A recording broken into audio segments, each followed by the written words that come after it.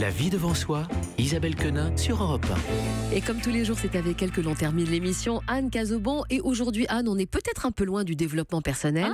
Puisqu'il y a marqué que vous cherchez un appartement. Ben oui, dans le milieu, on m'appelle la Stéphanie Plaza du développement personnel, même si vous avez l'impression que vos ambitions et vos concrétisations sont de la taille d'une studette en sous-sol, alors que vous rêvez secrètement que la réalisation de vos projets soit à l'échelle d'un hôtel particulier avec vos jardins privatifs. Alors je crois que je peux vous aider, tout simplement parce que je vis la même réalité. Attention, instant, tranche de vie.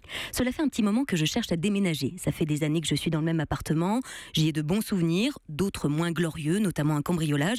Et donc, depuis quelques semaines, l'idée de mettre les voiles, de me lancer dans la recherche d'un nouvel espace s'est imposée.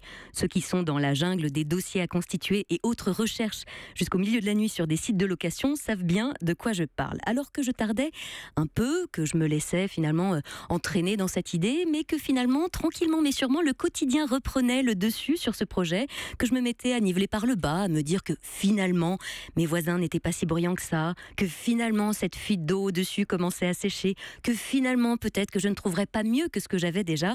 Là, au beau milieu de la nuit, une odeur de plastique cramé est venue me réveiller, ainsi qu'un camion de pompiers, les tuyaux, la lance, la grande échelle, tout le monde était là.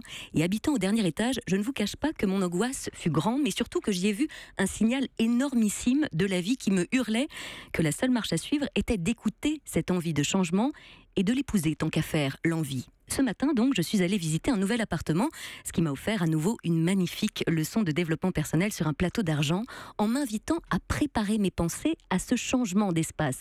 Oui, si je visite ce nouveau Home Sweet Home, complètement habité par une énergie qui suinte le « j'en peux plus de mon appartement actuel, faut que je m'en aille, j'en ai marre de ces voisins bruyants, franchement ils abusent, je ne fais que polluer cet avenir que je suis en train de me créer ». Comme si je visitais ce nouvel appartement, finalement, les yeux rivés sur les photos de l'ancien sans me projeter. La clé, comme souvent dans le développement personnel, c'est de se regarder faire, de s'écouter penser. Et dès que je réalise que je suis en train d'avoir une pensée négative, tout de suite basculer dans quelque chose de positif. Retourner cette pensée comme une crêpe.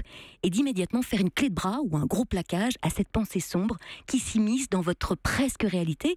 Parce que si c'est déjà dans votre tête, l'étape d'après, c'est que ce sera dans votre réalité, dans la matière et donc dans votre vie. Alors plutôt que de me concentrer sur cet appartement que je souhaite quitter parce qu'il est mal insonorisé, parce qu'il est plein nord, parce qu'il a une fuite permanente, surtout chez le voisin du dessus, me concentrer plutôt sur la perspective que m'offre la situation d'après, cette presque réalité déjà concrète dans ma tête et donc bientôt dans ma vie, me projeter sur ce qui va arriver, envoyer toutes les bonnes ondes dans ce nouvel espace, ce petit balcon, la luminosité du lieu et sur ce coup de fil que je recevrai demain de l'agence pour m'annoncer que ça y est, c'est bon et que je peux m'y installer.